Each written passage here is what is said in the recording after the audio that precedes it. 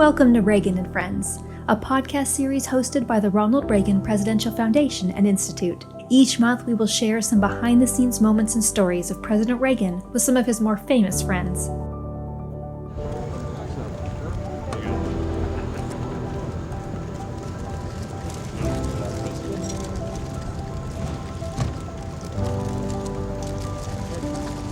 Your Royal Highnesses, Sir Oliver and Lady Wright, and the Ambassador and Mrs. Price, and ladies and gentlemen, Nancy and I are deeply honored to welcome the Prince and Princess of Wales to the White House. The late Diana, Princess of Wales, was born the Honourable Diana Frances Spencer on July 1, 1961, in Norfolk, England. She had two older sisters, Sarah and Jane, and a brother, Charles. She received the title of Lady Diana Spencer in 1975, when her father inherited his earldom. In school, Lady Spencer showed a talent as an accomplished pianist, dancer, and in domestic science, and she gained the school's award for the girl giving maximum help to the school and her schoolfellows. Lady Spencer had a great fondness for children. After attending finishing school in Switzerland, she moved to London. She began working with children, eventually becoming an assistant at Young England Kindergarten. She started dating Prince Charles, who was 13 years her senior, in 1977. The couple first met when Diana was a child and reportedly played with Charles's younger siblings, Prince Andrew and Prince Edward, when her family rented Park House, an estate owned by Queen Elizabeth II. On February 24, 1981, it was officially announced that Lady Diana was to marry the Prince of Wales. They were married at St. Paul's Cathedral in London on July 29, 1981, in a ceremony which drew a global television and radio audience, estimated at around 750 million people, and hundreds of thousands of people lined the route from Buckingham Palace to the cathedral. The wedding reception was at Buckingham Palace. Due to the recent attempt on his life, although President Reagan was invited to the wedding, he could not attend, but he encouraged Mrs. Reagan to serve as the United States representative at the event. Mrs. Reagan spent 1 week in London, which is the longest she had ever been away from her husband in 29 years. During that week, Mrs. Reagan attended 18 events on behalf of the nation, including a ball at Buckingham Palace, a dinner at the American Embassy, tea with the Queen Mother, and lunch with Prime Minister Margaret Thatcher. She also placed flowers at the memorial to Britain's unknown soldier and visited a veterans hospital. Attending the wedding of the Prince of Wales to Lady Diana Spencer was an especially memorable moment for Mrs. Reagan. In his autobiography, An American Life, President Reagan wrote about the week, "When Nancy came home, she told me, no one can give a royal wedding like the British." Just 1 year after the wedding, Prince Charles and Princess Diana had their first son, Prince William Arthur Philip Louis, who was born on June 21, 1982. Following the birth of Prince William, Mrs. Reagan wrote Prince Charles and Lady Diana a handwritten congratulations letter. Prince Charles sent this handwritten letter back, which jokes, "I now feel extremely proud to be a father of a rather noisy child, who I hope will quieten down as he gets older." And he ended the note with, "One day perhaps we shall be able to show our son off to you, but until then we send renewed thanks and warm wishes. Yours affectionately, Charles." Of course, Prince Charles and Princess Diana went on to also give birth to son Prince Henry Charles Albert David on September 15, 1984, who is better known as Prince Harry. The Princess of Wales became involved in the official duties of the royal family and quickly became known for her charitable work. During her marriage, the princess was president or patron of over 100 charities. The princess did much to publicize work on behalf of the homeless as well as disabled people, children, and people with HIV and AIDS. In November of 1985, on the request of President Reagan, the Prince and Princess of Wales came to Washington, D.C., where they were hosted at a White House state dinner, one of the most memorable state dinners of the Reagan presidency. Why, you might ask? The event was on an intimate scale with only 80 guests, most selected by the Reagans, with a few suggestions by the Prince and Princess of Wales. The star-studded guest list included Neil Diamond, Clint Eastwood, Tom Selleck, and Rear Admiral Alan B. Shepard, a handful of which had the opportunity to dance with Princess Diana following the dinner.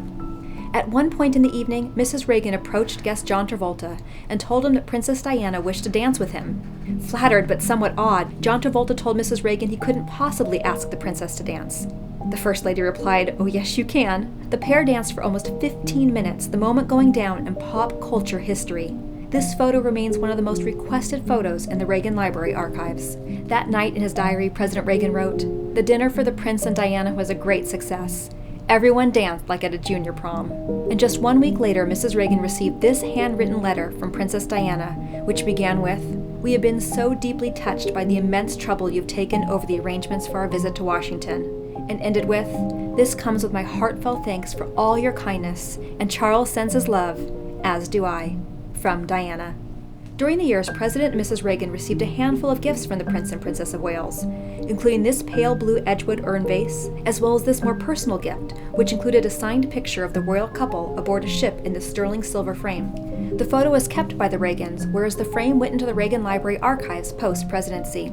Just 5 years later, in December of 1992, it was announced that the Prince and Princess of Wales had agreed to separate. They officially divorced in August of 1996. In the year before her death, the princess was an active campaigner for a ban on the manufacture and use of landmines. In January of 1997, she visited Angola as part of her campaign. In June of 1997, the princess spoke at the Landmines Conference at the Royal Geographical Society in London. The princess's last public engagements were during her visit to Bosnia in August of 1997, where she visited landmine projects. The tragic death of Diana, Princess of Wales, occurred on Sunday, August 31, 1997, following a car accident in Paris, France. The vehicle in which the princess was traveling was involved in a high-speed accident in an underpass in central Paris shortly before midnight on August 30th. She underwent 2 hours of emergency surgery before being declared dead. In life, Princess Diana revitalized the British monarchy, and in death, she changed it forever. Today, her legacy lives on in everything from the Windsor's more accessible approach to the public to William and Harry's charity work. What made Diana so special to millions, if not billions of people, including President and Mrs. Reagan, was her innate ability to offer comfort to those who needed it by always doing what she believed was right, even when it went against societal norms or royal tradition. Nancy and I are deeply honored to welcome the Prince and Princess of Wales to the White House. Permit me to add our congratulations to Prince Charles on his birthday just 5 days away, and express also our great happiness that we have been able to have this affair with Princess Diane here on her first trip to the United States, that we should be able to share in that first trip. Mr. President, Mrs. Reagan, ladies and gentlemen, if I may say so, Mr. President, you really have touched both my wife and myself most deeply this evening by your extremely kind words. And we can't possibly, both of us, thank you enough for your immense hospitality and your great kindness in having us here this evening and in making us feel so unbelievably welcome. Thank you for watching. Don't forget that when you subscribe to our YouTube channel, you'll be notified every time new videos and podcasts are added to our site, including our Reagan and Friends, Words to Live By, and Reagan Forum podcasts. And don't forget to follow @Ronald Reagan on Facebook and Twitter, as well as @Reagan Foundation on Instagram and YouTube.